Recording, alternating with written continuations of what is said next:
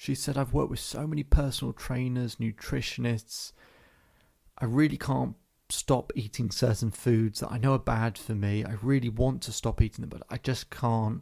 And I've tried all these psychological techniques to make me not like certain foods, etc. And David, I'm just stuck. Hello and welcome to the Self-Belief Chief podcast. You're here with David Holman. Make sure to subscribe to the podcast wherever you're listening if you haven't done so already, so you can get the latest insights, science, research, information to help you propel and excel your life. Let's begin. So I was talking with Janine, and Janine really wanted to lose weight. Okay, she wanted to lose about 5 stone. And she said, I've managed to do that in the past, but I just don't really keep it off. And she said, I don't keep it off because I can't resist certain foods. She said, there are just some foods that are just too nice and too good, and I can't stop eating them. Once I have a little bit, I have too much of it, and I indulge. And, you know, sometimes I indulge because I feel stressed, I feel anxious, and it's just a way of handling it. Because I've spoken to people about the psychology of it. I've had people who try to, ruin certain foods to maybe, imagine it being, covered in something disgusting or whatever. And it doesn't do anything. It doesn't change anything for me. I said, okay. So I showed her these 5 steps I take people through to change any bad habit, whether it's to do with smoking, losing weight, any habit you want to get rid of or radically change. Now, in the time we have, I'm not going to go through all 5 steps. I'm going to do something maybe more helpful, which is to just talk about one of them. See, anyone can rationally or logically want to lose weight, right? Loads of people can want to lose weight. And the issue that Janine had, so she said, I eat way too much chocolate, right? We can say, I want to stop eating chocolate, but that's not the issue. It's, do we feel like not eating chocolate?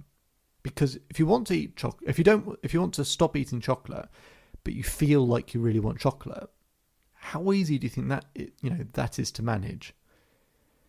Now, I'm not going to go down the road that she's already tried, which is, people say, imagine it in this and do this to the chocolate, and it's disgusting and everything. It's not worked for her. That's fine.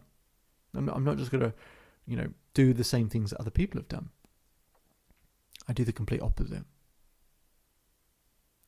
So I put her in a subconscious state. And I said, okay. And, she's a very deep state. And I said, imagine your favourite chocolate. She tells me it's dairy milk. I said, okay. She said, I want you to imagine you've got a big bar of dairy milk chocolate right in front of you. And I said, I want you to have the first bite. And I just want you to chew that chocolate. And I want you to taste how creamy it is and how it melts in your mouth. She's got a big smile on her face. She's probably thinking, why on earth is David doing this? So she's imagining eating this chocolate. I said, have another square of it. And another square. And said, okay, so finish off that particular row. And then I get her to finish another row and finish another row. And she's enjoying it. And I say, keep tasting how creamy and chocolatey it is. And she has more. We imagine finishing that first chocolate bar. It's one of those sort of 4x8, dairy milk chocolate bars. I said, okay. Now I want you to imagine another chocolate bar coming towards you. And as it comes towards you, it gets bigger and bigger and bigger, and then eventually it's in your hands. I said, I want you to open the chocolate bar. And I want you to have that first bite. Taste how chocolatey and creamy it is. And then have another square. And then have another square. And then have another square. And I said, now, I want you to imagine those 5 squares in your mouth and trying to chew and creamy and melty. Try and taste all of that. Try and really enjoy it. How it sticks to your mouth. And all that creamy chocolate. Try and swallow it. And as you can imagine, the smile starts to turn into a bit of a frown. As she's got her eyes closed, she's imagining this. She's almost struggling to swallow the chocolate. I said, okay, now have some more chocolate. Have another square, have another square. I get her to imagine 10 squares in her mouth. I said, okay, now just chew all that up, all that sticky chocolate going around your mouth. And try and swallow that chocolate down as well. And you can see her sort of wincing ever so slightly. And I get her to eat another row, and another row, and another row, and she finishes that chocolate bar. She's not really smiling anymore. I said, now I want you to imagine another chocolate bar coming towards you. And I want you to have that first bite, and have another square, and another square, and another square. We get halfway through this chocolate bar, and she's starting to coil over. Now, bear in mind, she's not actually eating chocolate. This is all just in her mind. Because she's in a deep subconscious state, she's really feeling like she's tasting the chocolate. She's starting to coil over. Her head's starting to go down in that way that you do when you feel like, oh, am I going to be a bit sick here? Now she's starting to hold her stomach. And I said, well, have some more chocolate. And have some more. And imagine those 10 bits of chocolate swirling around in your mouth, that creamy texture. Stick into your mouth and try and swallow that down. And we get to the last row of that chocolate bar. She goes, David, please, I can't eat anymore. As if I'm actually forcing her to eat real chocolate. Please, I can't eat anymore. I feel like I'm going to be sick. I said, good. I want you to finish that last row of chocolate. So she feels sick. She tries to eat another bit of chocolate and another bit. I said, those 10 bits of chocolate, swirl it around your mouth, that sticky chocolate, and now try and swallow it down. And she gags. She says, David, I can't do any more. I said, no, you love chocolate. Imagine another chocolate bar coming towards you. And she goes to have that first bite of chocolate. She goes, oh, David, please, stop, please. I said, no, come on, have some more chocolate. So she imagines having some more chocolate. She starts gagging again. And she has some more chocolate. And I said, swallow it again. Imagine that swirly, sticky chocolate going around your mouth. You love it. Now try and swallow it down.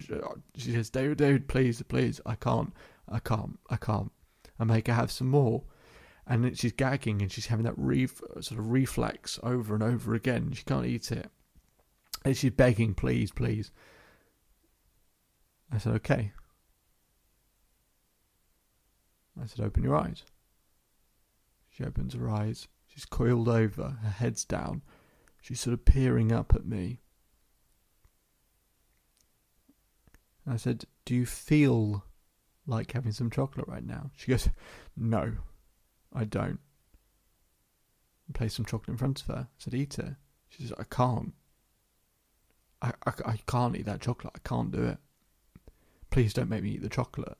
As if I really had that type of power or control. And it works because it's like when you drink too much alcohol. You go, I'm never going to drink alcohol again. Now, of course, that feeling can come back after a couple of months, can't it?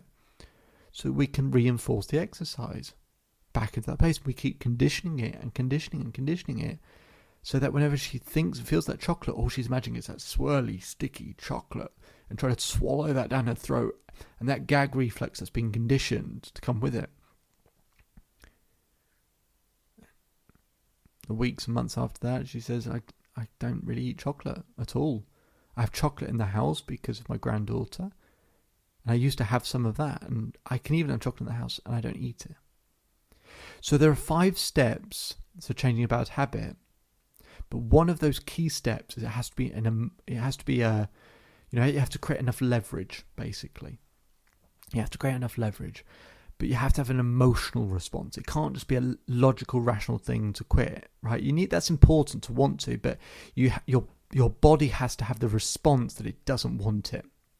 Now that can be making something really disgusting, but it can also be that feeling of overconsumption. I find that's a really effective way of getting people in a deep state, and I imagine that overconsumption over and over again. That can help change any bad habit. If you want to find out more, go to the Self-Belief Chief website for more free resources and information.